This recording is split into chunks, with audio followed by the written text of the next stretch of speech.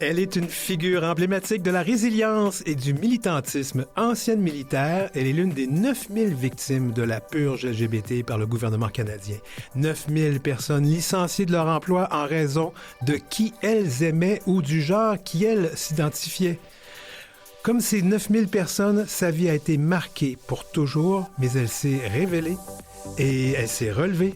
Et ainsi naît son militantisme. À Affirmation, donc, on reçoit aujourd'hui Martine Roy, un témoignage de combat pour la dignité. Allô, Martine Roy. Bienvenue à Affirmation. Bonjour, Denis Martin. Alors, tu es née à Montréal en 1963. Comment décrirais-tu la petite Martine Roy? Oh mon Dieu, mais moi, j'ai été très attendue.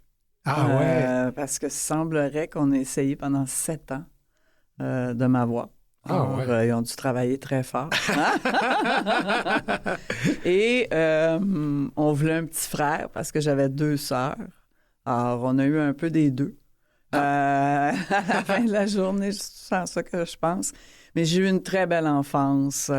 Mon père était cinéaste à l'Office national du film. Ma mère a travaillé pour Radio-Canada. J'avais 2 grandes sœurs, 7 et 9 ans de plus que moi. Belle famille, on ciné beaucoup, on était beaucoup en famille. Alors, du côté de ma mère, il y avait Saint-Zotique. Du côté de mon père, c'était Saint-Bruno, Saint-Marguerite, Métis-sur-Mer. Alors, une enfance que j'ai trouvée vraiment un peu Alice au pays des merveilles. Ouais. C'est comme ça, je voyais ça. Ouais. Quand même. Donc, tu étais le bébé de la famille? Et voilà, oui. Petit bébé gâté un peu? Pas mal. Écoute, je saute toujours sur cette question-là, mais je vais aller plutôt avec toi. Ouais. Quand et comment as-tu réalisé que tu étais attirée par les femmes? Mais j'étais très jeune, mais tu vois, mon père, vu qu'il était à l'Office national du film, faisait des films et tout ça, des tournages. Alors, il y a beaucoup de monde qui venait chez nous. Et même, à un moment donné, il a décidé de faire de la voile. Alors là, tu avais les gens de la voile et tout. Puis j'étais toujours attirée vers les femmes qui étaient amies de ma mère et tout ça. J'osais pas rien dire, mais je les aimais beaucoup. Tu les trouvais belles? Ah, je les trouvais tellement belles. Et ma mère aussi était très belle. Mes sœurs, tu sais, c'était très important. Alors, ça a commencé jeune, mais je me suis pas avouée avant d'avoir 17 ans. 17 ans. Ouais. Donc, tu grandis dans une famille aimante. Tu étais attiré par des femmes, mais bon, tu vis à peu près avec ça comme si de rien n'était, mais à un moment donné, à 17 ans, donc, tu te l'avoues, comment ça s'est passé? Comment tu t'es rendu compte qu'il faut que je vive avec ça, là? Ben, c'était un peu comique comme histoire, parce que j'étais chez moi, j'avais justement là, 17 ans et ma cousine s'occupait de moi parce que mes parents étaient partis faire un tournage en Europe. Puis elle avait juste 1 an ou 2 de plus que moi, là, mais c'était pour avoir quelqu'un avec moi en même temps. Et moi, j'étais encore au secondaire, je finissais le secondaire et c'est un peu fou. Un garçon qui est venu... qui était ami de ma cousine, qui est venu chez nous, puis je suis tombée en amour avec lui. Ah, avec le garçon. Avec le garçon. Je voyais déjà quelqu'un pour ma graduation. Puis là, je vois lui, et j'ai flushé mon chum. Là, je voulais sortir avec lui. Et comme de fait, on a commencé à sortir ensemble. Tu sais, puis c'était vraiment... On n'était pas hyper actifs, là. C'était plus vraiment une relation. On s'entendait vraiment bien. On pourrait dire platonique, mais platonique voudrait dire autre chose parce que c'était... Ben, genre un peu, là. Hein? Et finalement, pour découvrir que mes 2 meilleurs amis ont commencé à sortir ensemble, qui étaient gays, et que lui a commencé à sortir avec son patron, qui était un homme. Alors, je me suis fait laisser pour un homme. Et c'est un peu là que j'ai fait, c'est drôle, tout le monde est en train de devenir gay autour de moi. Et alors, je savais prendre une pause en Floride. J'ai trouvé un job là-bas et tout ça pour réfléchir. Puis finalement, je suis revenue, puis j'ai décidé de sortir dans les bars de femmes lesbiennes. Puis j'ai eu ma première aventure comme ça. Bon, comment ton entourage, commençons par tes parents, comment ont-ils réagi quand tu leur as dit? Parce qu'éventuellement, tu leur as dit, j'imagine. Je leur ai dit éventuellement, mais ma mère et moi, on s'entendait vraiment pas bien en général à ce moment-là. J'étais en pleine crise d'adolescence. Moi, j'étais rentrée au cégep plus jeune, tu sais, que d'habitude, que les autres. Et je m'étais bien amusée très jeune. J'allais au printemps des cégeps sans avoir eu la permission et tout ça. Alors, ma mère était pas contente. T'étais tannante, hein? Ah oui, j'étais très, très tannante. J'avais beaucoup de plaisir. J'étais au cégep Montmorency. Et j'étais à la radio. Je faisais une émission de radio. J'étais au café étudiant. J'étais dans l'association étudiante. Mais j'étais pas en classe. Ah. C'est ça le problème.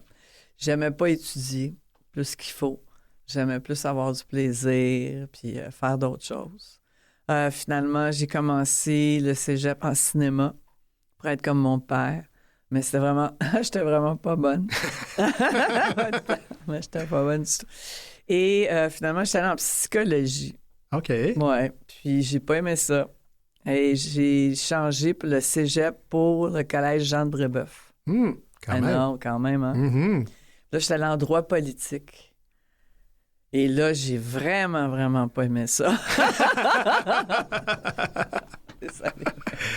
C'était horrible, c'était vraiment... Puis, tu sais, les gens parlaient français en classe, mais anglais dans les corridors, puis c'était tellement snob, puis les professeurs, là... Fait que t'étais vraiment une rebelle. Ouais. Une rebelle envers tout, et personnellement ta mère, mais quand tu lui as dit « Maman, j'aime les femmes », qu'est-ce qui s'est passé? Ah, elle a vraiment, là...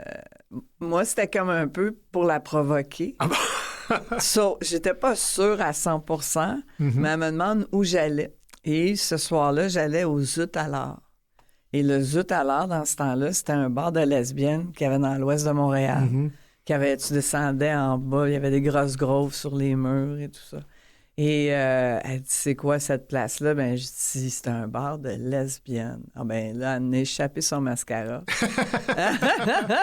Là, j'ai dit, c'est quoi qui est mieux, tu sais, d'être avec un homme ou avec une femme? Moi, je la vois pas la différence à ce moment-là. Mais elle la voyait. Pour elle, c'était, tu vas avoir une vie difficile, le monde va te pointer du doigt.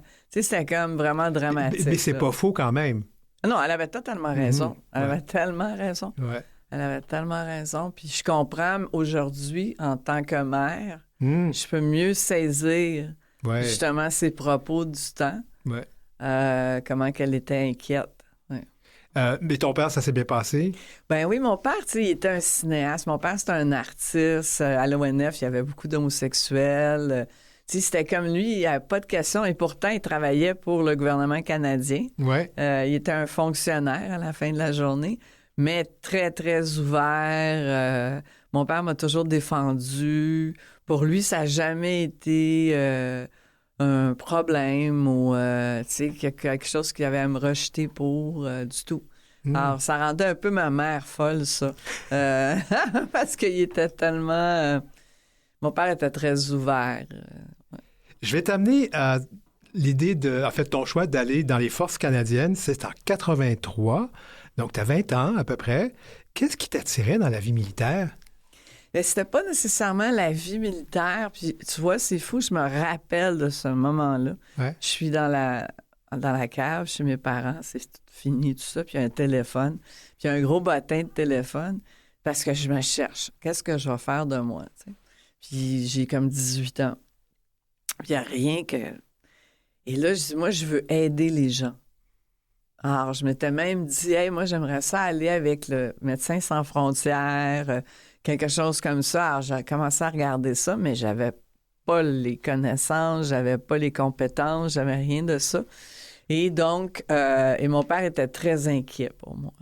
Tu sais, quand tu sais pas qu'est-ce que tu veux faire, ben tu fais rien, puis tu te retrouves juste à... Et finalement, j'ai appliqué à la GRC, à l'Armée canadienne et à Katimavik. OK, les trois en même temps. Oui. Et j'ai été acceptée par les trois. Et comme bonne jeune de 18 ans, j'ai choisi Katimavik. OK. Ben, je me suis dit, ça a l'air cool, ça. Tu sais, t'as un groupe de jeunes, c'est 9 mois, puis ils donnent 1 000 $. Dans ce temps-là, 1 000 $, c'était beaucoup. C'était un gros montant, puis tout ça. Alors, j'avais embarqué. Puis je trouvais ça moins dogmatique, moins rigide que la GRC, puis L'armée encore que plus, l'armée. ouais. Là, tu sais. Et je vais toujours me rappeler, ils nous ont envoyés à Cold Lake, en Alberta. Oh boy! OK? Ouais, je sais où c'est loin un peu. C'est loin, c'est à 300 km, je pense, au Calgary, de Calgary. D'Edmonton. Ouais. Edmonton, c'est Ouais. au nord, là. Ouais. Il n'y a rien. Alors, ça a été un choc. Puis c'est là que j'ai j'ai dit aux gens là-bas, l'armée m'a appelé. Parce que moi, je voulais juste revenir chez nous. Puis d'ailleurs, dans ce temps-là, je fréquentais Suzanne Gérard, Ah! celle qui a fait Diversité. Ah oui! Oui, puis elle m'avait dit, elle voulait pas que j'aille dans l'armée parce que justement, sa famille, elle avait vécu ça. Puis elle m'avait dit, va pas dans l'armée. Puis d'ailleurs, quand j'étais revenue de Katimavik, j'étais allée direct chez elle. Dans ce temps-là, elle était avec Louise Roy. Ah, OK. Mais finalement, tu es allé à l'armée. Oui. J'ai pas eu le choix. Ah, OK. Parce que vu que j'avais dit que l'armée m'avait appelé, mon père, il a entendu ça, il avait appelé, il a téléphoné à Katimavik pour avoir de mes nouvelles. Puis là, ils lui ont dit, ben non, l'armée l'a appelé. Là, il est parti à rire parce qu'il n'y a pas de circoncision. Ça n'existe pas. On n'est pas obligé. Ouais. Tu n'es pas obligé d'aller dans l'armée. Et là, finalement, il m'a retrouvé à Montréal. Puis il a dit, bien, temps, on va aller te signer dans l'armée. OK. Et j'écoutais mon père. Donc, tu t'es enrôlé. Savais-tu à ce moment-là qu'il y avait une purge, qu'on appelle la purge LGBT, qui était active au Canada? J'avais aucune idée. Moi, il m'avait dit, fallait pas que tu sois criminel, fallait pas que tu sois communiste. J'avais jamais entendu dire, fallait pas que tu sois homosexuel. OK? C'était pas... Il n'y a pas personne qui m'a demandé, t'es-tu homosexuel? J'avais aucune idée de ça. Je m'en suis pas du tout rendu compte au début. Mais à un moment donné, il y a quelqu'un qui m'a dit, t'as pas le droit, c'est illégal, il faut que tu te caches. Ah bon? Ouais, puis c'était pas un bon moment qu'il me dise ça, j'avais vraiment embarqué, là. Ça me tentait pas de m'en aller, là. C'est quand même étonnant, parce qu'on est dans les années 80, on avait déjà décriminalisé l'homosexualité en 69, et il y a eu aussi les lois au Québec, un peu partout au pays, qui... La première Charte des droits et libertés. Oui, la Charte, effectivement. Et encore, l'armée faisait ça. Oui, l'armée, elle a continué à faire ça 23 ans après 1969. Quand même. Parce que même quand il a dit on décriminalise l'homosexualité, Pierre-Éliott Trudeau, les militaires, ils ont dit non, nous autres, on a nos lois à nous. Mais pas juste les militaires, la GRC et la fonction publique. C'est ça qu'on dit pas. C'est pas juste l'armée. C'est ça. On pointe toujours du doigt l'armée parce que les personnes qui se battent, qui sont battues comme toi, sont des anciens ou des anciennes militaires, mais il y avait aussi des anciens de la GRC et des gens aussi de la fonction publique. Bien, il y en a un, Paul Richard, qui est à la Maison des Réels. Bien, lui, c'était de la fonction publique. Oui. Et c'est grâce à lui, indirectement, que j'ai décidé de me battre. Oui. Parce que j'y croyais pas.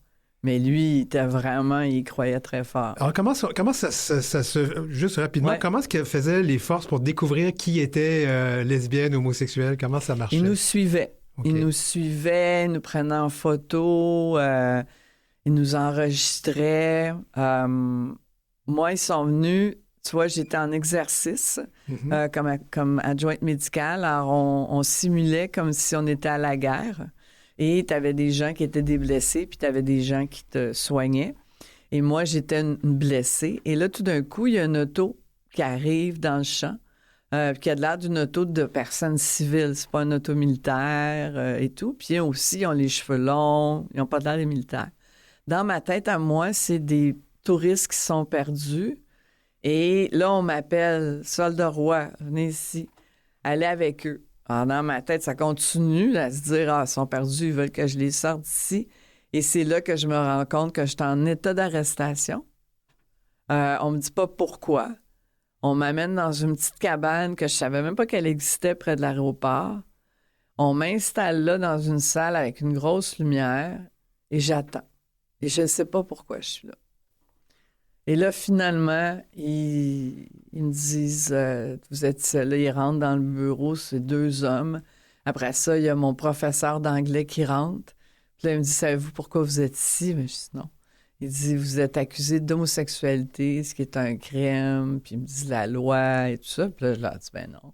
Puis là, il commence à me poser des questions. Où étiez-vous? Avec qui étiez-vous? Telle journée, telle fois. Vous êtes allé à Toronto, vous êtes allé à Montréal. Ils ont tout. Ça, à la fin de la journée, moi, je suis comme, ben non, c'est une erreur. Je le ferai plus jamais. Je suis hétérosexuelle. Tu sais, t'essaies de te sortir de ça, là. C'est la panique. C'est la panique. Il y a le feu dans la maison. Et là, ils me disent, si vous êtes honnête, on va vous garder. Alors, c'est là que j'ai avoué, ah oui, mais je suis désolée, mais je vous jure, je suis prête à être réhabilitée, là. Tu sais, moi, j'avais vraiment embarqué, là. J'étais dans l'armée, là. J'avais mis la sueur de mon front, là. J'avais passé au travers de quelque chose de vraiment difficile. J'en revenais pas que j'étais pour perdre ça pour mon orientation sexuelle ou la personne que j'aime.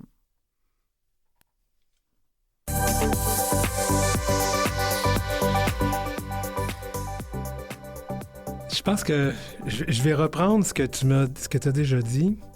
C'est... J'ai été détruite. Ça m'a traumatisé pour toujours. Comment tu as vécu ça? Cette journée-là, là?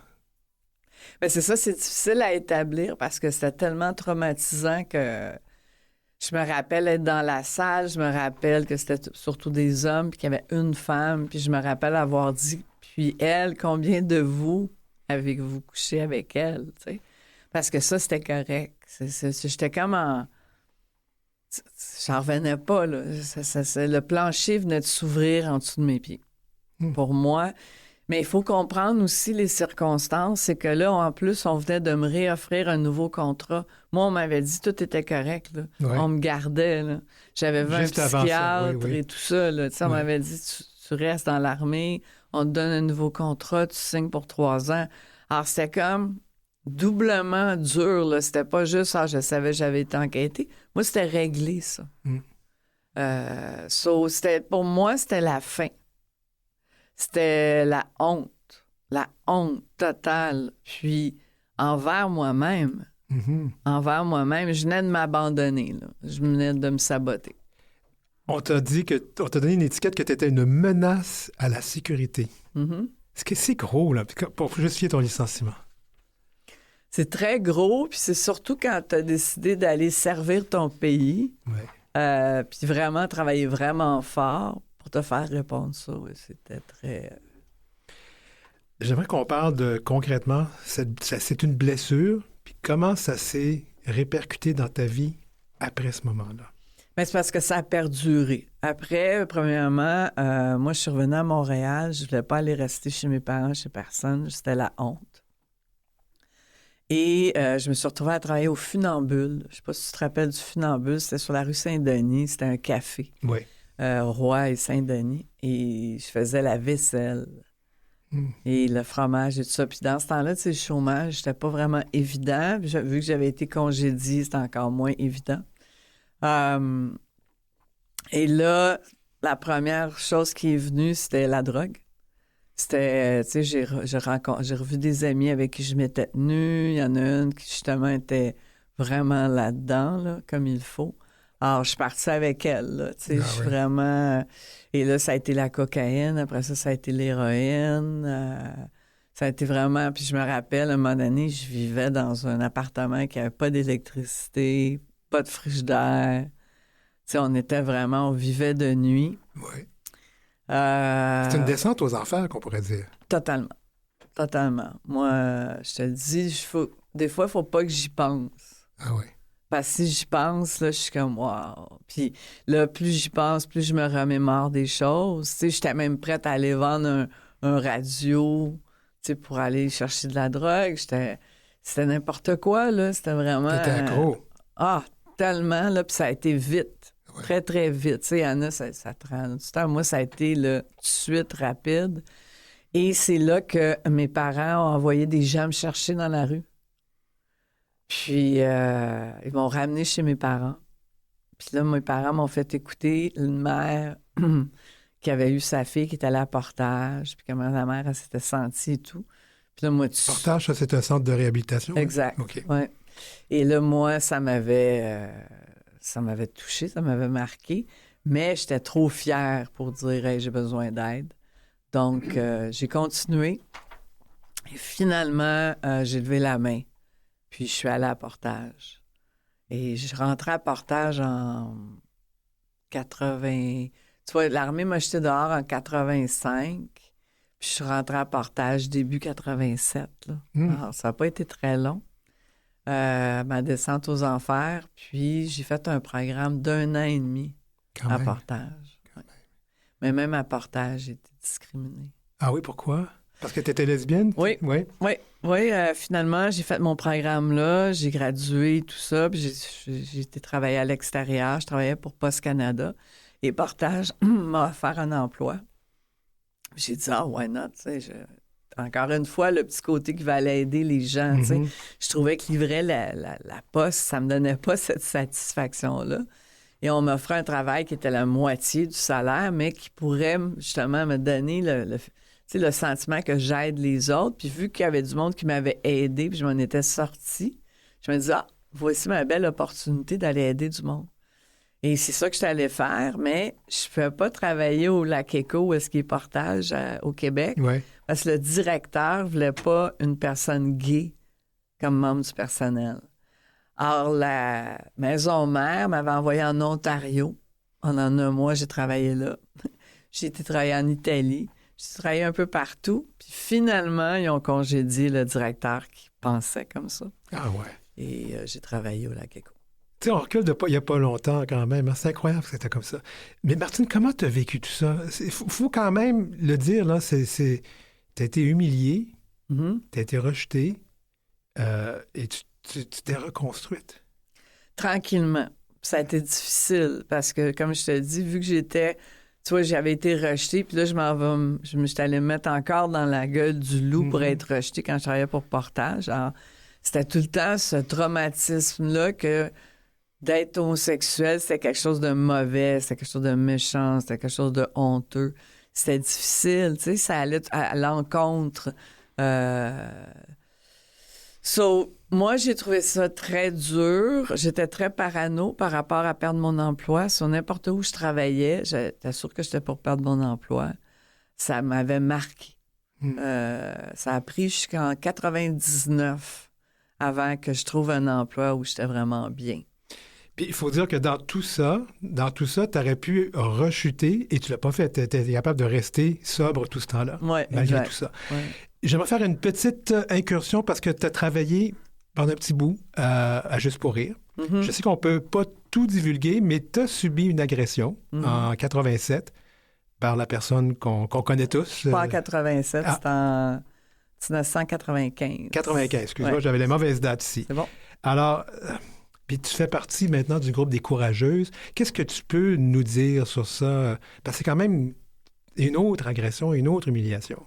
Bien, c'est ça. Puis c'est la famille, là. C'est ça qui est très, très dur. Oui, parce que... C'était le mari de ma sœur qui était là pendant plus qu'une 30aine d'années dans ma famille. J'ai des neveux. J'ai même un filleul là-dedans. Ça, c'est très difficile, surtout qu'on attend le jugement. Oui. Ah, on ne sait pas. Ça a été 10 mois de cours, 60 jours en cours, 60 témoins. Ça, c'est tout à fait récent parce que la cause était récente, mais c'est quand même quelque chose que tu as vécu au moment où tu essaies de te reconstruire. Exact. Et j'ai quitté pour ça. Je suis partie vivre au Nouveau-Brunswick après que ça soit produit. Oui. Pour justement être loin de tout ça. Être loin de Juste pour rire, des regards, des gens, ma famille. D'ailleurs, c'est là que j'ai commencé à travailler pour IBM. Oui, puis c'est là où les choses ont commencé à évoluer pour toi, parce que IBM était une entreprise qui était ouverte. Complètement inclusive, qui avait justement une politique d'inclusion depuis 1953. Quand même. Je n'étais même pas née. Moi non plus. C'est bon. Ouais. Ah ouais. Ouais, donc c'était pour moi... Parce que, tu sais, j'avais fait, comme tu dis, Juste pour rire, là, puis tu sais, quand même, c'est Juste pour rire. Mais même là, qu'est-ce qui m'est arrivé? Tu sais, j'ai travaillé à différents endroits, mais je trouvais pas ma place, je trouvais pas ma sécurité. Mais chez IBM, quand j'étais arrivée là, j'étais un niveau 2, j'étais engagée sous contrat, j'étais même pas permanente. Puis il fallait que je fasse mes preuves, puis j'avais aucune connaissance en informatique. Wow! Alors, c'est eux qui t'enseignent. Et c'est comme ça que j'ai réussi à monter les échelons puis à gagner justement cette confiance en soi qui est si importante. puis qu'on m'avait enlevé indirectement. Tu sais. Mais tu as quand même contribué à créer chez IBM un groupe LGBT. Oui, j'ai commencé par créer au Nouveau-Brunswick le groupe LGBT en 2000. Et parce qu'il n'y en avait pas là-bas, parce que j'ai habité de 1998 à 2005 au Nouveau-Brunswick. Et quand je suis arrivée au Québec en 2005, il n'y en avait pas au Québec, imagine. J'en revenais pas. Puis on avait les Gay Games qui s'en venaient en 2006. Ouais. Alors, j'ai parti le regroupement au Québec à ce moment-là, en 2006. Et en 2008, j'ai parti Fierté au Travail Canada avec 7 autres collègues, qui est une copie un peu de Out and Equal qui est aux États-Unis et que nos corporations comme IBM, Xerox nous envoyaient pour nous remercier de s'être impliqués dans les regroupements. C'est quand même quelque chose, partir un organisme pan-canadien. Puis c'est gros maintenant, Fierté au Travail Canada. Exact. Puis c'est vraiment génial parce que ça engage des amis. Tu sais, Florence Gagnon travaille là. Cynthia Esserick est rendue qu'elle travaille là. Ouais. Alors, tu sais, d'avoir fondé quelque chose qui aujourd'hui, aide toutes les compagnies, aide les gens, aide à l'inclusion, tu sais, de la dignité. Tu l'as dit au début, là, moi, ce mot-là, là, il est très important en ce moment, la dignité. T'as créé et t'es plus là maintenant, mais quand tu regardes, tu dois être fier. Très fier, oui, très fier. Mais je m'étais accrochée, j'ai été là 10 ans. Ah oui, quand même. 10 ans sur le conseil d'administration, oui. Je voulais être sûre que ça fonctionne, puis je voulais être sûre que c'était aussi francophone. Oui, parce que ça, c'est important aussi pour toi qu'il y ait du français, puis on va y revenir. Juste rapidement, parce que c'est pas que il nous reste un petit peu de temps dans cette première partie, mais en même temps, tu as changé d'emploi, tu t'es retrouvé à la TD en charge de tout ce qu'on appelle la diversité aussi. Oui, exact. Tu étais là combien de temps? 6 ans. C'est quelque chose, là, ouais. Parce que tu as fait le tour du Canada. Oui, non, 6 ans. Puis je pense que c'était bien. Je pense que j'ai donné une autre vision aux gens de la TD. J'ai réussi à aider des gens et tout ça. Mais ça reste une corporation. Mm-hmm. Puis moi, quand j'ai laissé IBM, je voulais arrêter d'être en corporation. Ben oui. Je vous rappelle que nous sommes avec Martine Roy à Affirmation et on fait une petite pause.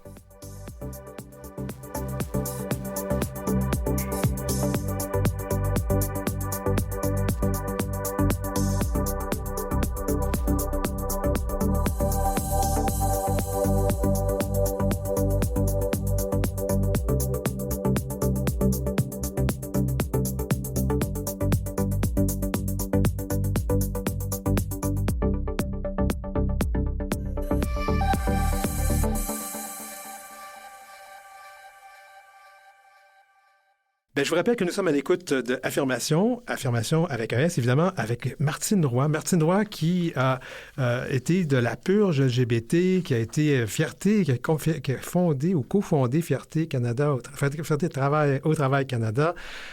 Puis je pense que on a dit de toi que tu étais une actrice de changement parce que en 2017, tu as été une des initiatrices de ce qu'on appelle du recours collectif contre le gouvernement fédéral. Parce que vous vouliez des choses, il fallait que les choses changent. Comment ça s'est fait tout ça? Comment ça s'est... C'est parce que, tu sais, il faut comprendre que quand, en 1992, Michel Douglas puis 3 autres personnes, n'étaient pas toutes seules, là. Il y avait 3 autres personnes, ont réussi à enlever la politique CF, là, qui disait que c'était un homosexuel, c'était criminel. Sur cette politique-là, elle a été enlevée en 92, ce qui était bien pour les gens qui étaient pour joindre après, mais ça n'a jamais parlé de nous. Ça n'a jamais parlé, puis moi, je ne pensais pas qu'il y avait 9000 personnes. Mais je trouvais pas que ça faisait du sens qu'on avait laissé les gens comme ça après les avoir congédiés, les avoir interrogés, les avoir traumatisés. Je comprenais pas que personne s'excusait de ça, personne réparait ça, ou même juste le dire que ça s'est passé. Oui. Parce que toi, tu as vécu un interrogatoire assez épouvantable, comme tu l'as décrit, mais il y avait cette espèce de machine à fruits, le fruit machine. Exact. C'était quoi ça? Bien, ça, c'était surtout pour les hommes. Ouais. Ça avait été dans les années 60 et 70. Et c'est un docteur de Carleton University qui est à Ottawa. Imagine, j'ai étudié là, moi aussi. Bien, tu vois, alors de cette université-là qui s'appelle Dr. Wake, qui a été engagé, puis il est allé aux États-Unis, il est revenu, puis il a créé cette machine-là que tu mettais sur le bout des doigts. Puis là, il projetait des photos d'hommes nus, puis il regardait les pupilles des hommes. Puis dépendant de comment la pupille se dilatait, il pouvait dire que tu étais gay ou pas. Et tu avais un homme de la GRC qui essayait d'être comique, qui avait appelé ça The Fruit Machine. Ça l'a accroché. Wow. Mais ça n'a jamais fonctionné. Alors, qu'est-ce qui s'est passé? Donc, vous avez été donc plusieurs regroupements de personnes qui ont dit on en a assez, on veut avoir une réparation, du moins, pour ceux qui ont été mis à la porte, qui ont tout perdu. Bien, il y a plusieurs personnes qui le faisaient tous un peu de leur côté, mais ça fonctionnait pas parce que vu que ça avait été réglé en 92, ça avait été réglé. Tu sais, ils ne voulaient pas toucher à ça. Et c'est vraiment Paul Richard qui... Steve Foster qui vient me chercher, qui me dit, il faut que tu le rencontres. Alors, Paul Richard, c'était la personne qui était fonctionnaire, qui a perdu son job. Je pense qu'il était économiste, si je ne me trompe pas. Exact. Et il est toujours vivant. Toujours vivant, à la maison d'Erel. Puis Steve Foster, qui était à l'époque au Conseil québécois. Exact. LGBT, ouais. Qui était le directeur général du Conseil québécois. Puis il m'avait dit, hey, Martine, j'ai rencontré un homme, il a vécu la même chose que toi, puis lui, il veut des excuses. Alors, je vais être honnête avec toi, Martin. Moi, je suis partie à rire. Parce on oublie ça. Surtout, c'était l'ère Harper. Il n'y avait pas... Pas beaucoup de sympathie envers les communautés. Puis là, il m'avait fait sentir qu'il fallait vraiment que j'y aille. Alors, je suis allée. Puis quand j'ai vu, justement, Paul Richard, puis j'ai réalisé, un autre. Puis j'ai vu la grandeur. Puis après ça, il y a même des femmes au Québec qui ont communiqué avec moi. Tu sais, ça arrivait de tous les côtés. J'ai fait une entrevue. Là. Il y a plus de monde qui sont sortis. Là, à un moment donné, c'était comme, wow, là, c'est devenu gros. Alors, on a parti un regroupement qui s'appelait « On demande des excuses ». Puis tu avais justement des académiciens comme Gary Kingsman, Patricia Gentile, Carmen Poulain, Lynn Goutellier qui étaient là. Et tu avais des victimes qui avaient vécu la purge d'Harwood. Alors, on a monté une présentation pour demander des excuses en 2015. On est allé au Parlement. Mais il n'y a jamais personne qui en a parlé parce que c'était l'ère Harper, puis il n'y a pas personne qui a vraiment répondu à ça. Alors moi, ça a fait comme, je vous l'avais dit, on oublie ça. Et finalement, il y a EGAL, qui est un organisme...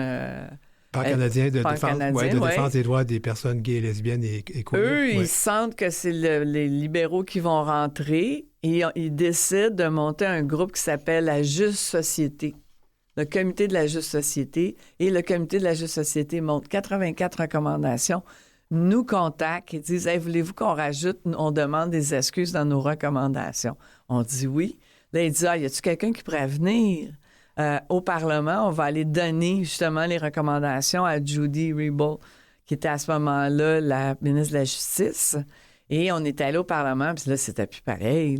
Là, c'était les libéraux qui étaient là. C'était plus ouvert. Beaucoup plus ouvert, une vraie conférence de presse et tout. Alors, on avait des grandes attentes. On pensait pas qu'on avait besoin de poursuivre personne.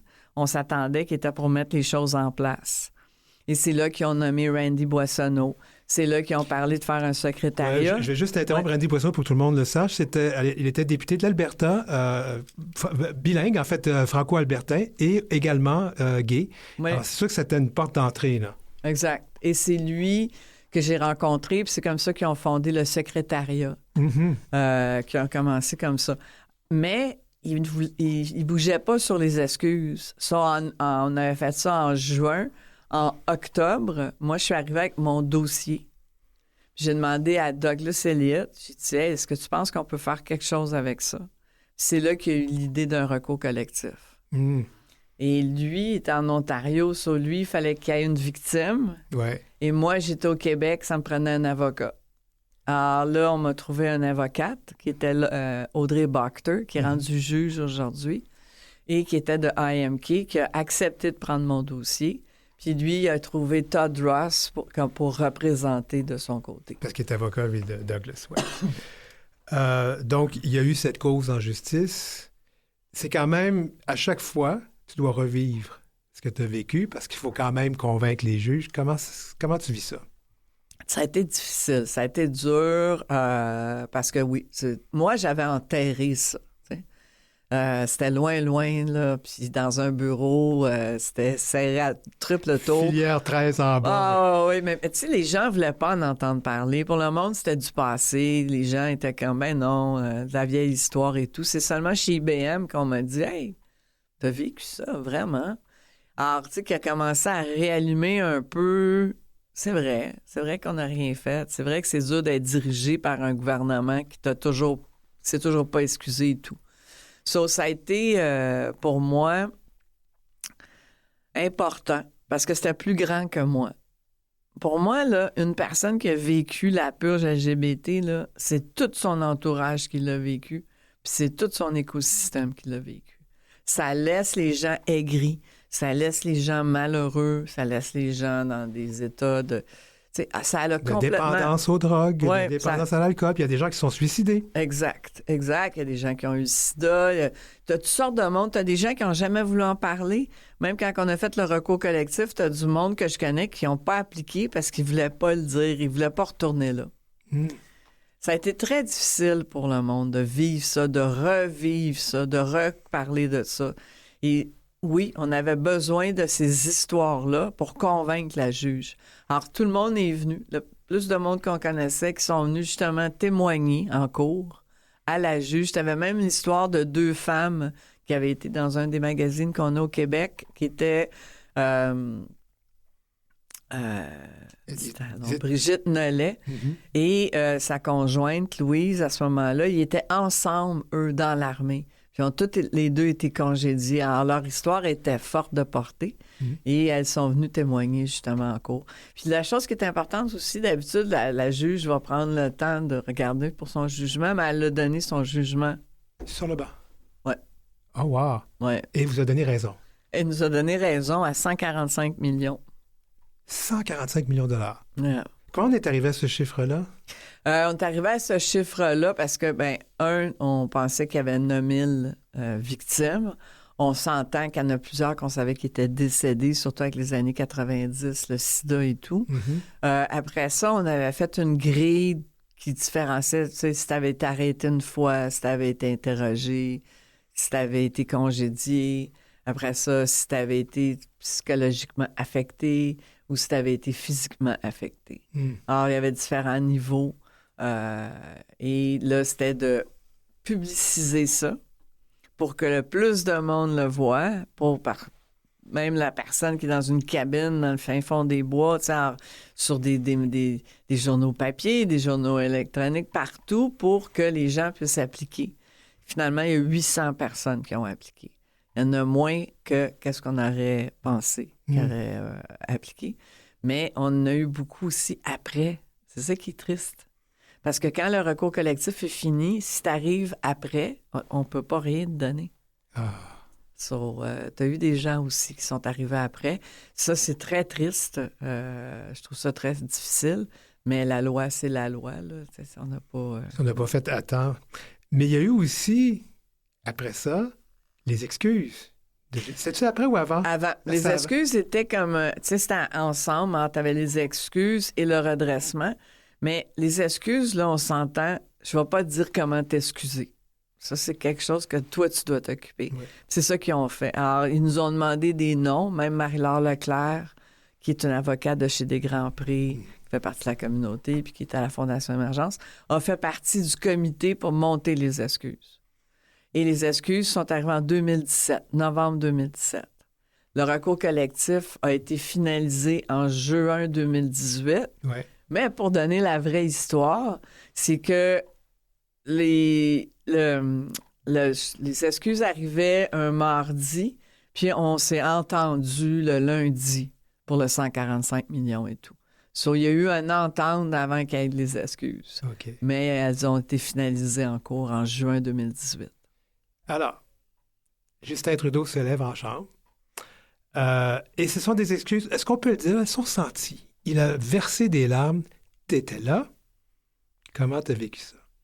Ben moi, j'étais très touchée. Là. J'étais là avec ma conjointe, mais je savais pourquoi il versait des larmes, parce que j'étais à côté de mon amie qui, elle, a vécu la purge, puis qui, en plus, a été violée. Et c'est ça l'histoire qu'on lui a donnée. Alors, lui, il est là en avant, puis il s'excuse pour ça, puis elle est là en avant de lui. Alors, je sais pas pour vous, là, mais moi, je comprends. Ouais. Je peux comprendre qu'il a senti la douleur de tout le monde, qu'il a senti, justement, l'injustice qui avait été vécue, l'exclusion qui avait été faite. Tu sais, il l'a senti, puis tu sentais qu'il l'a senti. Tu le sentais même quand il tournait la page, là, tu sais. Ouais. C'était sincère. Je sais que les gens ont remis en question souvent les larmes à ce moment-là, mais je pense que c'était sincère. C'était très sincère. Ouais. Est-ce que ça t'a aidé, ces excuses? Comment Tellement. ça t'a aidé? C'est comme si, tu sais, t'as un rêve, là. Toute ta vie, t'as un rêve, là. Tu rêves à ça, que ça va se passer, ce moment-là. Je sais pas, tu sais, que tu retrouves quelqu'un que t'as perdu ou... tu sais, tu rêves à ça, mais tu dis, ça va jamais arriver. Ça va jamais arriver. Tu fabules, Martine, là, tu sais. Et ça arrive. Ça a été vraiment pour moi. Puis dans l'histoire qui était un peu triste, c'est que mon père est mort 1 mois avant. Sinon, il aurait été là. Il aurait été fier, je pense. Ah, tellement fier. Ah, tellement fier. Je suis sûre qu'il l'était, là, mais oui. Tu étais là avec ta conjointe. T'as des enfants maintenant, on en a parlé. Oui, 2 enfants. Comment est-ce que tu leur... Est-ce que tu leur as parlé de ça jusqu'à maintenant? Bien, un peu. Mon fils comprend, ma fille un peu, mais ils sont pas encore, ils ont 8 ans et 10 ans. Ouais.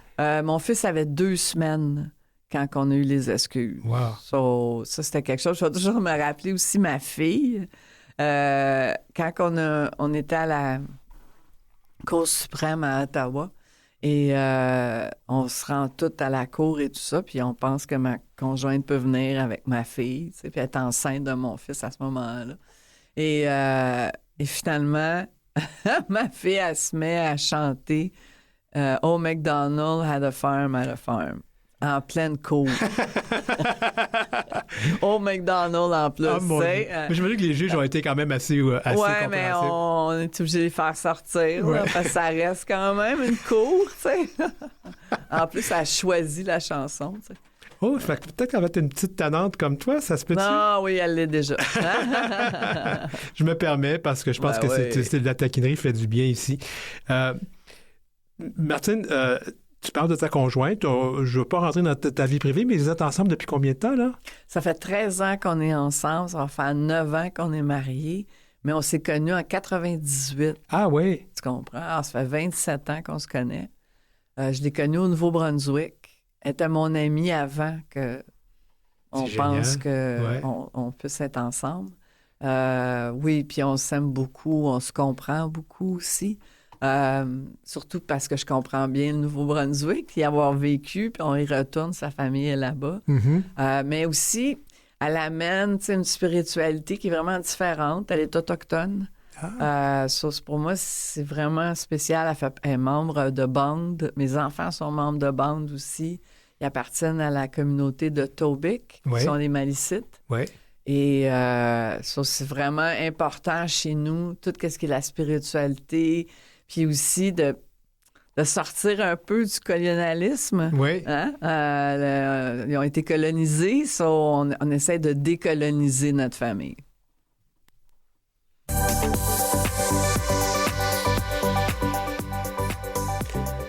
C'est Affirmation avec un S avec Martine Roy. Martine, aujourd'hui, tu es la présidente du Fonds Purge Canada LGBT. C'est quoi ce fonds-là? Qu'est-ce que c'est, le mandat et tout ça? Ben, c'est ça. Et moi, tu sais, l'idée là, de demander des excuses, comme je t'ai dit, c'était vraiment important. Après ça, c'était important de faire un redressement, tu sais, des gens, de leur donner un montant d'argent. Mais comment on fait pour en parler? Parce que encore aujourd'hui, là, j'arrive dans des rencontres, les gens n'en ont jamais entendu parler. Comment on fait pour en parler, puis comment on fait pour pas retourner là? Parce que si on en parle correctement, on va pas retourner, on va pas faire la même chose. Tu sais, on est complètement abasourdi qu'on ait fait ça, on va pas le refaire. Donc, on s'est fait une mission et on a demandé des fonds pour ça. Et la mission, c'était de faire un monument. Ouais. Le premier monument de LGBTQ+, au Canada, qui va être à Ottawa. J'aurais aimé Montréal, mais bien, c'est dans la capitale. Et on a une exposition avec le Musée des droits humains, qui est Amour dangereux, qui vient de remporter le prix de la gouverneure générale comme meilleure exposition. Alors, ça, c'est vraiment génial. On a fait une médaille aussi. C'est sûr que c'est pas la médaille que les gens auraient aimé avoir, mais on a fait une médaille avec les couleurs de la fierté, du premier drapeau de la fierté qui a été donné à tout le monde. Bon, fonction publique, GRC, armée. Après ça, on a fait un état des lieux. Ça, c'était mon bébé à moi. C'est le plus important. C'est comment ça va en ce moment dans le fédéral, puis quelles sont les recommandations qu'on pourrait faire pour changer les choses. Puis ça a été pris vraiment, le gouvernement l'a pris. Ils sont tout en train de l'instaurer, anciens combattants un peu partout. Et aussi des filières, comme on était allé chercher 35 000 archives. Si tu vas sur le portail du Fonds de la purge LGBT, ils sont tous indexés. Il y a de tout. Il y a même des communications de Pierre-Éliott Trudeau, de Pierre Falardeau, qui parle à Pierre-Éliott Trudeau en 1973 pour lui dire « Hey, il y en a des homosexuels, pourquoi vous faites de la discrimination? » Alors, c'est vraiment un cadeau là, qu'on offre à la société. Et aussi, on a fait aussi des dons, des grants. Donc, à McGill, tu as un fonds pour les gens en droit, qui étudient sur les LGBT. On a donné un fonds. On a donné un à Toronto aussi. On a aidé pour les archives lesbiennes, le livre, le gros livre. On a aidé là-dessus. On a aidé à Corps fantôme. On a aidé à... Corps fantôme, la pièce de théâtre absolument géniale qui a été présentée par Duceppe ici à Montréal sur la répression policière des années 80, 90, 2000. C'est vraiment pas... C'est pas rien, puis je trouve que c'est une œuvre qui va rester. Tellement. Ouais. C'est très, très, très bon. Puis moi, j'étais très fière qu'on puisse collaborer. On essaie d'être un peu partout, puis on essaie justement de faire parler de nous. Et là, il nous reste un gros morceau qui est le monument et qui va être livré en août 2026. Alors là, il est en train de monter. Là, j'ai des photos de la structure et tout. Là, c'est vraiment... Ça, c'est très, très, très excitant, là. Donc, c'est ça le Fonds de la purge LGBT. Donc, on a monté un conseil d'administration qui n'est pas un conseil qui se renouvelle, qui n'a pas de membres, rien. On ne fait pas aucune demande d'argent. Et c'est des victimes, des gens qui ont vécu la purge. Genre, une personne de la GRC, une personne de la fonction publique, tu as un avocat, tu as aussi 1, 2, 3, on est 3. 2 qui ont fait le recours collectif de la purge. On est 3 militaires font partie du fonds. Puis il y a eu effectivement aussi un documentaire qui a été fait sur la purge, la sombre histoire, avec Pimiento. Ça aussi, je pense que ça t'a mis beaucoup de l'avant, puis ça a mis beaucoup la cause de l'avant.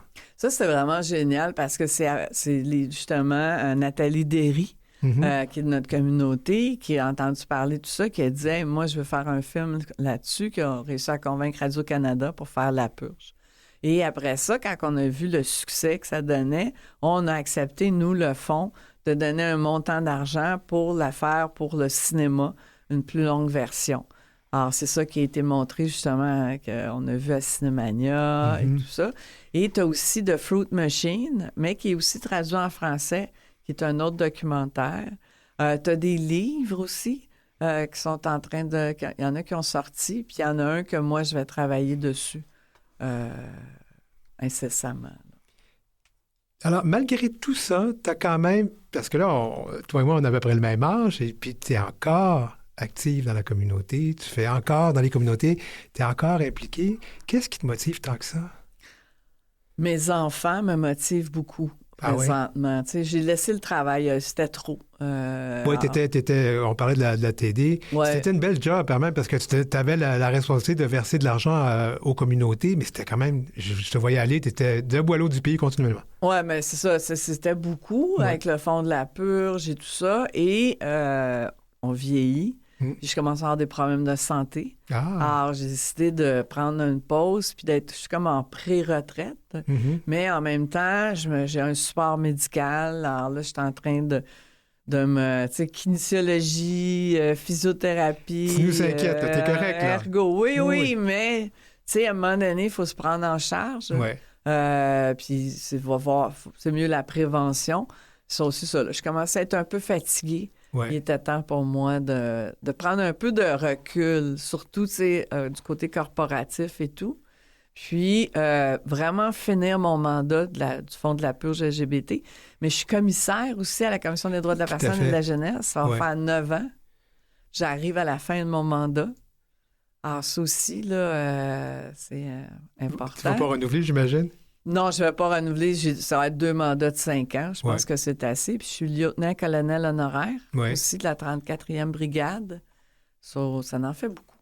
Moi, je t'ai vu revêtir les habits, l'uniforme militaire, notamment lors du jour du souvenir, le 11 novembre.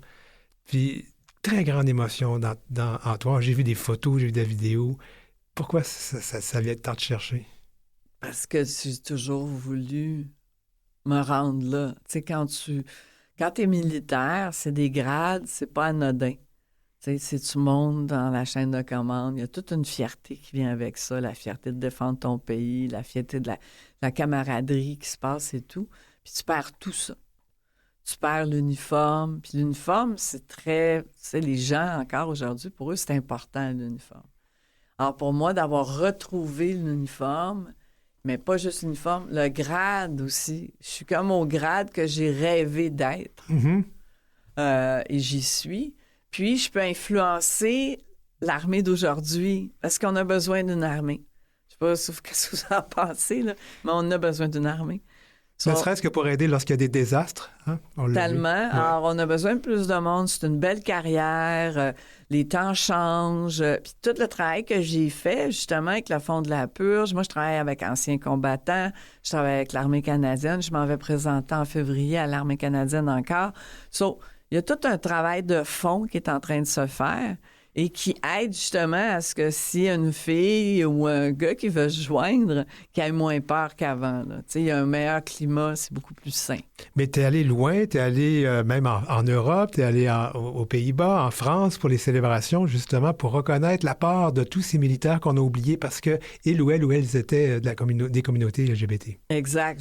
On est avec le Fonds, on a payé des recherches sur la Première Guerre mondiale, puis on travaillait sur la Deuxième, où on a retrouvé justement, au travers de lettres d'amour ou de lettres écrites. Ah ouais. Ouais, ça a été tout moi, je pense que c'est important. Puis, qu'est-ce qui était vraiment important dans ça? C'est pas juste l'idée, on va aller là-bas. C'est que c'est anciens combattants qui ont organisé ça. C'était vraiment une visite. Puis, on était avec la ministre Petit-Pas Taylor qui était là. Alors, tu sais, c'était très formel. Ouais. Oui, c'était vraiment un voyage merveilleux. J'ai été très privilégiée d'y aller. En tant que militante de longue date, je vais te ramener à regarder un peu ce qui se passe de nos jours. Il me semble que les temps ne sont pas aussi beaux qu'on aurait aimé qu'ils le soient, avec les discours de haine, les menaces. Comment vois-tu ça? Bien, c'est sûr que c'est très épeurant, inquiétant. Je pense que c'est là qu'il faut peut-être mettre nos différends de côté et s'allier plus que jamais dans nos communautés. On va en avoir besoin. Puis il y a des gens, tu sais, je veux dire, l'autre côté, ça va vraiment pas bien, puis eux autres, ils veulent s'en venir ici. Comment qu'on va faire? Il y a beaucoup de LGBT des États-Unis qui veulent venir ici au Canada. Exact. So, comment qu'on fait pour les accueillir? Est-ce qu'on est capable? Tu sais, c'est vraiment une situation très particulière. Après ça, les gens ont peur maintenant de voyager. Les gens ont peur de sortir du pays. Ils ont peur d'aller aux États-Unis. Non, c'est vraiment inquiétant.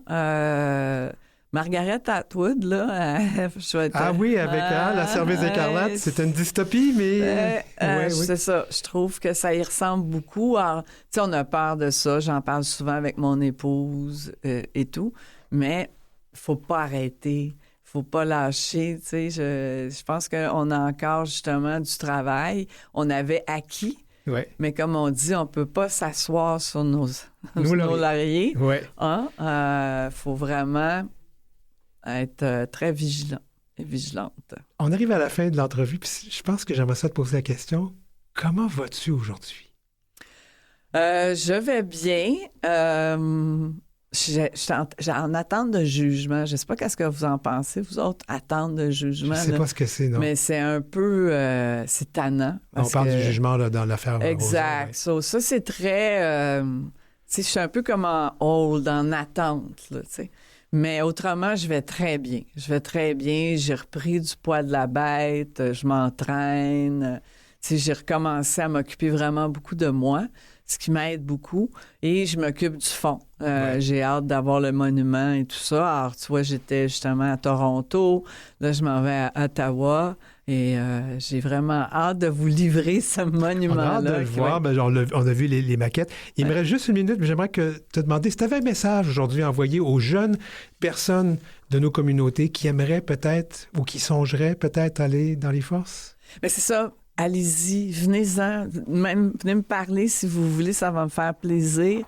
C'est vraiment le temps. C'est jamais été le meilleur temps que ça. En plus, ils ont des meilleurs salaires.